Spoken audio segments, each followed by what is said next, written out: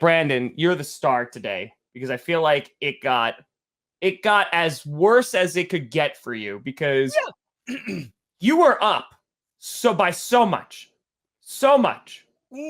And then when you're like, oh, we're going to lose this game, that really sucks.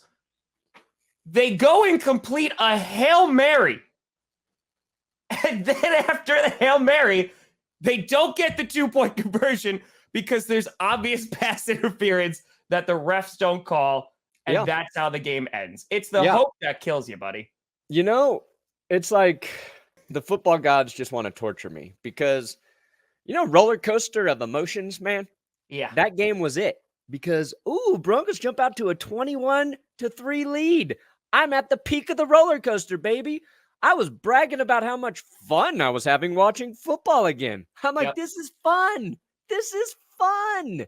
It seemed like Sean Payton had fixed all of the things I complained about last week. It was like, oh my gosh, he's good. We fixed it all. Getting big plays from our receivers. Marvin Mims had himself a game. 2 catches, 113 yards to start it off and a touchdown for the Rook. Jaleel McLaughlin, 1 carry, 5 yards, touchdown. We're like, let's get Jaleel involved.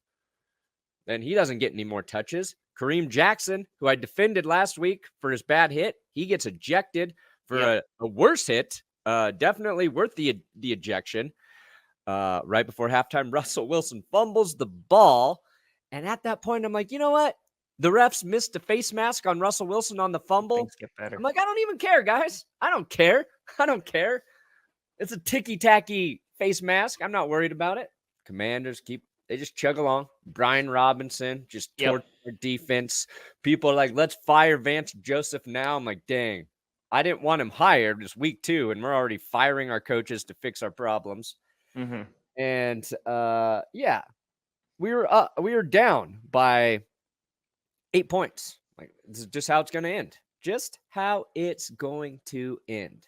It's more than 16, guys. It's more than 16.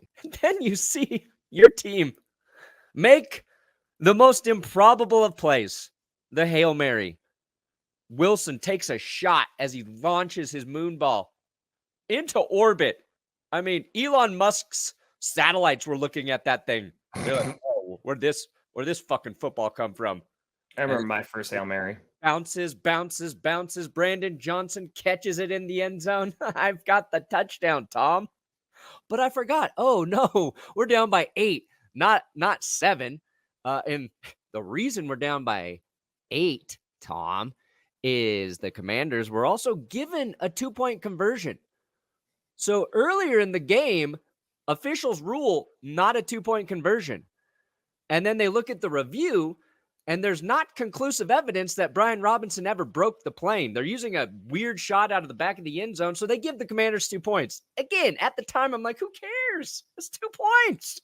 So to convert a Hail Mary and then not get the 2-point conversion would have been bad.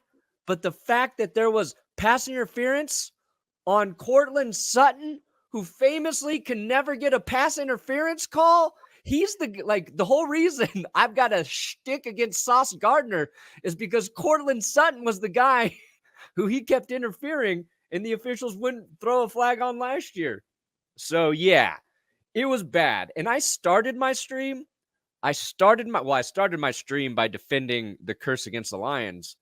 But I'm like, everyone's like, oh man, Tom's going to have it rough on Monday because of the way the Packers lost. Yeah. The way the Packers lost was bad. And I didn't think I was going to top that.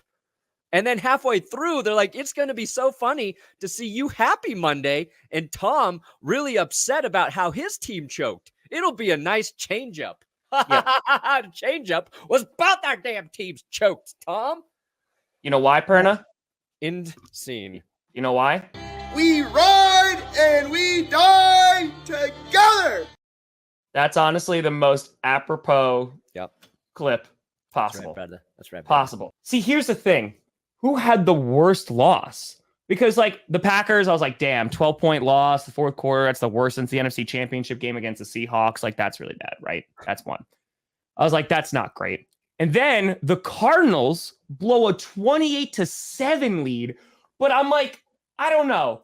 it's bad. Don't get me wrong. It's like really bad. But I'm like, it's also the Cardinals, right? Like everybody expected them to be the worst team in the league. But then Nice, David. the Broncos, the way it happens, it's just like the Hail Mary, because I turned it on for that. Like I was watching the game and like keeping an eye on it. And then I literally go, okay, you know what? Let me watch just the Hail Mary. I'm like, watch this bounce a few times and somebody gets it. And it happens. I start freaking out for you. Yeah. And I'm like, oh my God. And I know you're delayed. So I go on your stream and I get to see your reaction to it. I was like, this was perfect. I was like, wow, if they don't make this 2-point conversion, Perna's going to have like the highest video he's ever had in his life. And they don't. So it was this mixed feeling of like, wow, that was one of the worst losses I've seen because they gave you so much hope even at the end. Yeah. And then they just ripped it away. Do you know how I know my loss was the worst one, Tom? It's because I had Grossi numbers in my live stream. Yeah, you had over 10,000 people, baby. I broke 10,000 on my own. That's how bad it was. So tell me, because like when I checked in with Green Bay, they were doing well. Slow start, right, for Jordan Love, but he throws 3 touchdowns. They're making it work with guys we've never heard of outside of like Green Bay land. Sure. I was like, okay, like they're playing no Bakhtiari, no Watson, like they're playing ball. No Aaron Jones, Elton Jenkins got hurt. Yeah. No, like, so that's like the upside, right? Is that what Jordan Love was able to do with a completely depleted cast of players is great, right? Wicks looks like he's the guy. Jaden Reed had himself a really, really nice day. Wicks, dude. What's up? Yeah, Dontavian Wicks. Yeah, we drafted him this year. Yeah. Nice. Yeah. I was like, for him. I never heard of him ever. Yeah, Dontavian Wicks. So the nice thing is too, is like Jordan Love, there is a throw that Jordan Love made to Wicks in the back of the end zone, like the back right corner. It wound up getting broken up by like AJ Terrell, but it was like the most perfect ball. Like it was an incredible throw, threading the needle. And hell, even that last one on 4th down that wound up not counting because it was dropped is another like really good ball. So is Jordan Love perfect? Absolutely not. But the guy is taking care of the football. There was one that should have been intercepted, but he's taking care of the football. He's thrown 6 touchdowns in 2 games. He has no interceptions. So that's really, really great.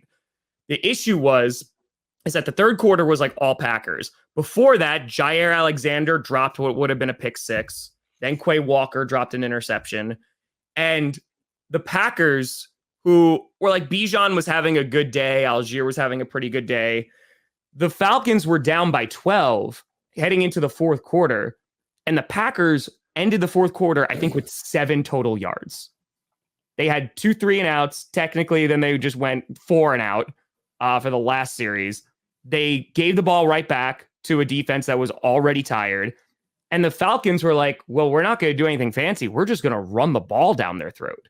And that's what they did. And the thing was, Bijan was running so well that they had to account for Desmond Ridder, who was also using his feet. And Desmond Ridder had himself a nice day too. And that combination of Algier, Bijan, and Desmond Ridder just took a ton of time off the clock. And then they got into the end zone, or at the very end, they kicked a field goal. They go up by 1, and then the Packers just couldn't do anything. So it was just an implosion of the offense and defense in the final quarter of that game. And the Packers, like, they let it slip away. Man.